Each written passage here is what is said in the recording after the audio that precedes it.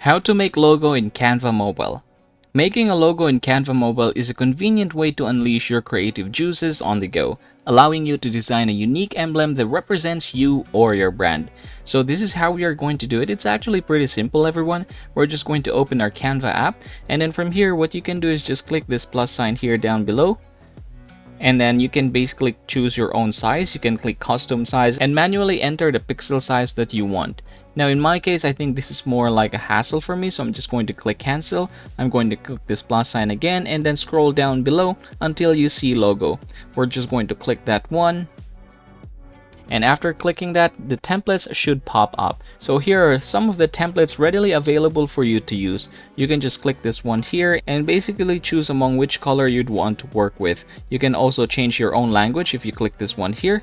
But for now, I'm just going to go back here and just click this one here. Now I'm just going to change this a little bit. I want to work with this project, so I'm just going to change it like this.